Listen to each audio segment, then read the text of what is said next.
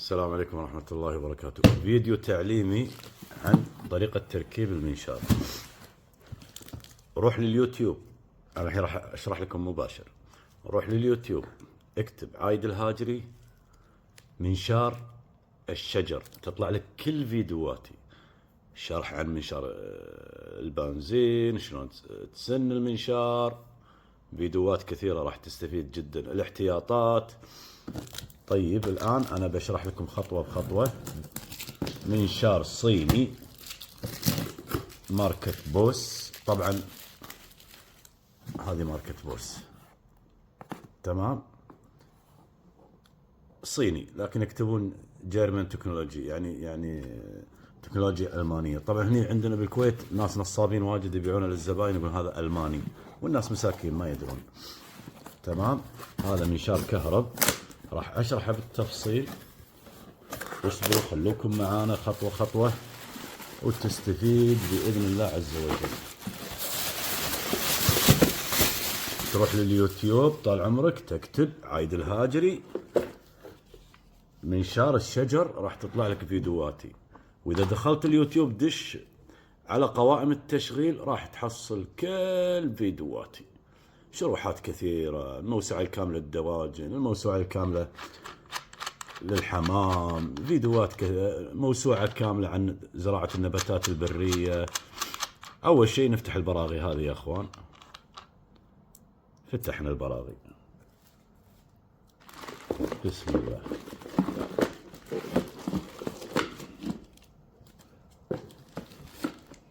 تمام يا اخوان،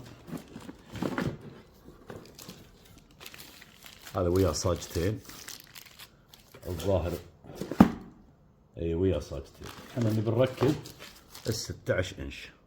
هذا منشار كهرباء، خلوكم معي خطوه خطوه راح اعلمكم التفاصيل. وين هذه؟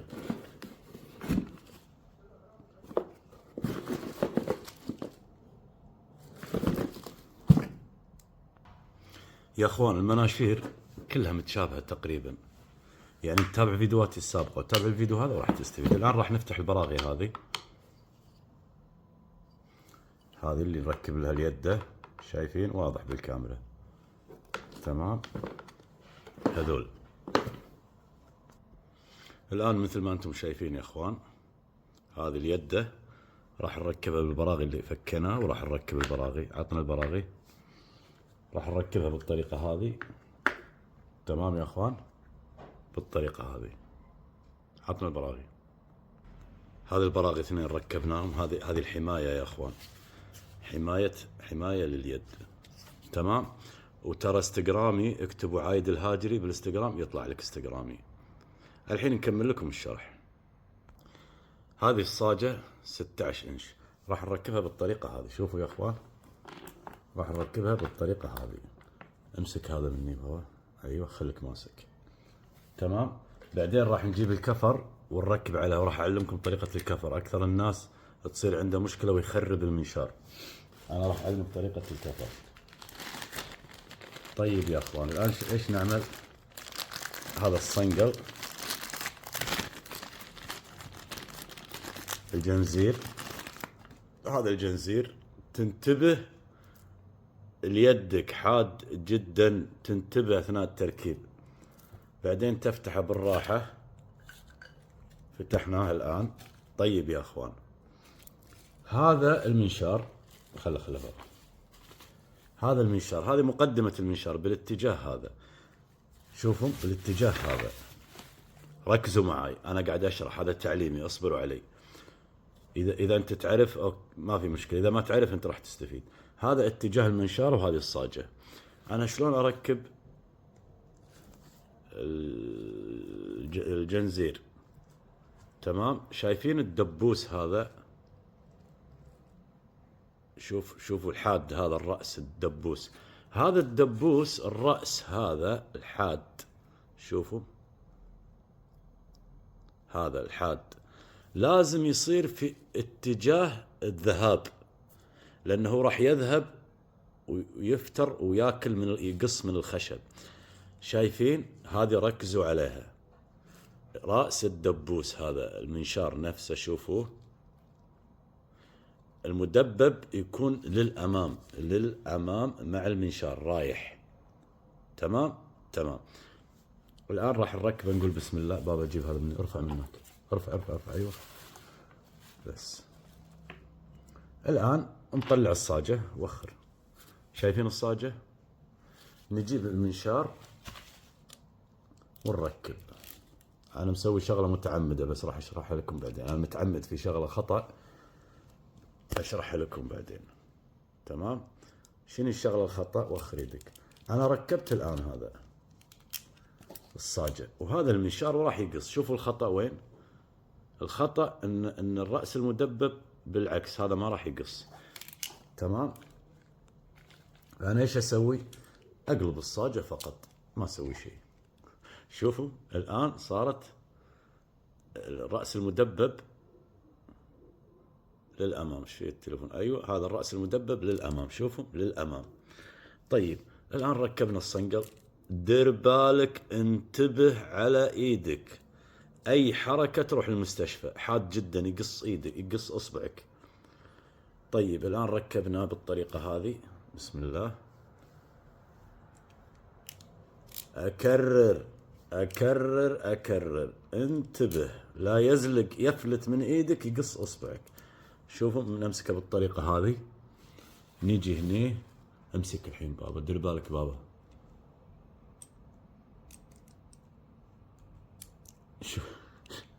شفتوا شلون؟ خطأ. اي لا تمام. ايوه لا تمام. يلا ركب، امسك، نزل بابا شوية. شوفهم الان. نزل، دير بالك انت لا تقص ايدي انا، لا تسحب، لا يسحب. الان اخلي الصنقل ورا الفراشة هذه. بابا ارفع فوق شوية. ايوه ركبناه الان. واخر ايدك، لا تسوي لي حركة تقص ايدي ونبتلش. ايوه خليك ارفع، خليك. اسمحوا لي على الشرح، لازم يكون دقيق، في ناس تجهل الامور هذه كلها. الان يا اخوان ركبناه بالطريقة هذه، وهذه الصاجة راكبة. نجي الان للنقطة المهمة واللي ابيكم تركزون معي. الان هذه اللي تشد الجنزير، هذه اللي تشد الجنزير. نأتي الآن يا أخواني، وين المشكلة؟ المشكلة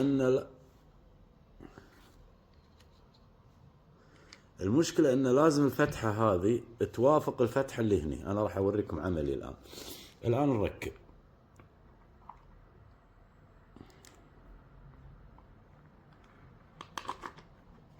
واضح إن شاء الله. ركب الآن. طيب أنت الآن تجي تبي تركب ما يركب وتحاول. أنا أتكلم عن الناس اللي أول مرة يركبون ولا يفهمون بالسوالف هذه. اللي فاهم كيفه زين. شنو السبب؟ السبب ان هذه البرغي هذا اللي يشد ما نزل على الفتحة اللي هني اللي بالصاجة، ما نزل عليها، فراح يبقى فوق الصاجة، فما راح يركب معك. شو تسوي؟ تشوف تحت ايش بعده عن الفتحة. تمام. تقربه من هني. شوفوا يا اخوان، من هني تقربه. شوف الآن هذه قاعدة تروح للأمام. كل ما أشد هني الحديدة هذه تروح للأمام. فأنا لما شفت تحت كانت للأمام، أبى أرجعها على نفس الفتحة. تمام يا أخوان. قاعد أرجع الآن. أدري بطول عليكم بالشرح.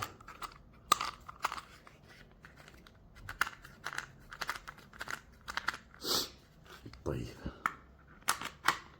خلوني أنا عشان لا يضيع الوقت أضبطها وبعدين.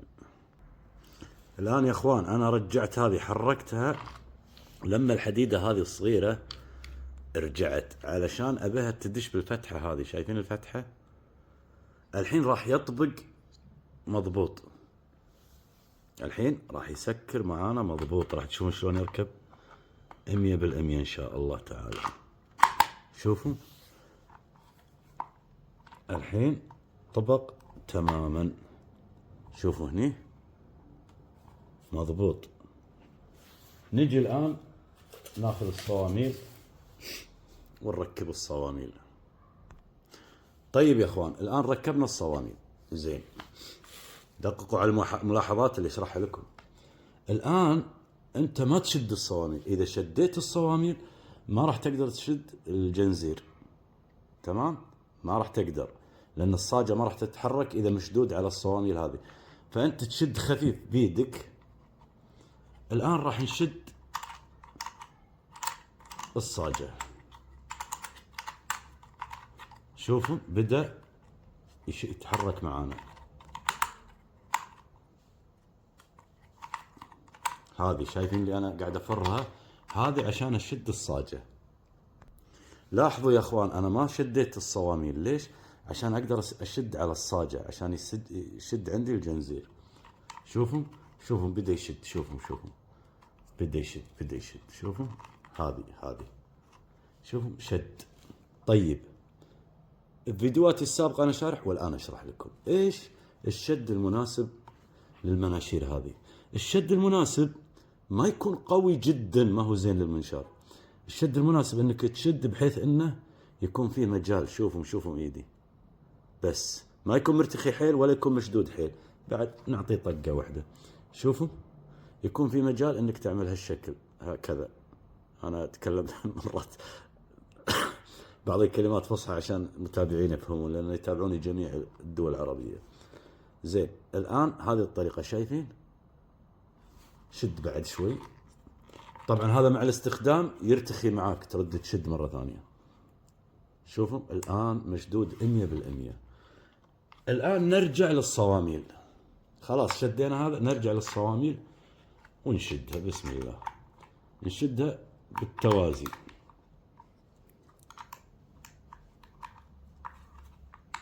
نشد بالتوازي، يعني ما نشد واحد فقط، لا، نشد الأول ونضغط على الثاني، بعدين نرجع ونضغط على الثاني ونرجع ونضغط على الثاني. تمام. شوفوا شديناه الآن. طيب ملاحظة أخرى، الآن هذا ركب. بابا جيب واير مال الكهرباء. في ملاحظة الآن، جميع المناشير اللي تشتغل بالصاجات والطريقة هذه جميعها لازم تحط له زيت، سواء على بنزين وكهرباء أو على كهرباء. لازم تحط له زيت هني. شنو الزيت اللي تستخدمه؟ الزيت مال ماكينة السيارة، وهذا للتزييت. شوفوا أنا أتكلم عن المنشار هذا الآن. في مناشير ما في الضغط هذا، في مناشير تعبي زيت هو يزيت نفسه. شايف هذه تضغطها عشان تزيت. زيت سيارة مال ماكينة السيارة. هذا كهرباء تحط له زيت. الزيت علشان الفراشة اللي داخل، عشان الاحتكاك. نزيته مثلا ونسكره. خلصنا. الآن نبي نشغله. نقول بسم الله الرحمن الرحيم. بسم الله. شغل.